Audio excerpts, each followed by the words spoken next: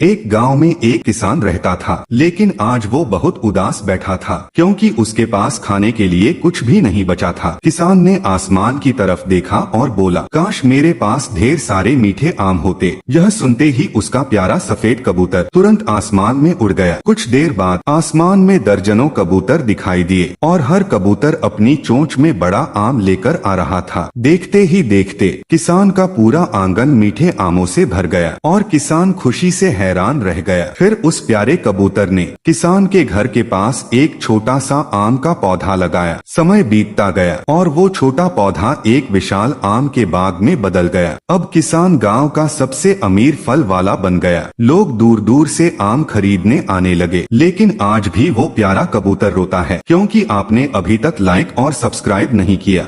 एक गांव में एक किसान रहता था, लेकिन आज वो बहुत उदास बैठा था क्योंकि उसके पास खाने के लिए कुछ भी नहीं बचा था। किसान ने आसमान की तरफ देखा और बोला, काश मेरे पास ढेर सारे मीठे आम होते। यह सुनते ही उसका प्यारा सफेद कबूतर तुरंत आसमान में उड़ गया। कुछ देर बाद आसमान में दर्जनों कबूतर दिखाई दिए और हर कबूतर अपनी चोंच में बड़ा आम लेकर आ रहा था। देखते ही देखते किसान का पूरा आंगन मीठे आमों से भर गया और किसान खुशी से हैरान रह गया। फिर उस प्यारे कबूतर ने किसान के घर के पास एक छोटा सा आम का पौधा लगाया। समय बीतता गया और वो छोटा पौधा एक विशाल आम के बाग में बदल गया। अब किसान गांव का सबसे अमीर फल वाला बन गया। लोग दूर दूर से आम खरीदने आने लगे, लेकिन आज भी वो प्यारा कबूतर रोता है क्योंकि आपने अभी तक लाइक और सब्सक्राइब नहीं किया।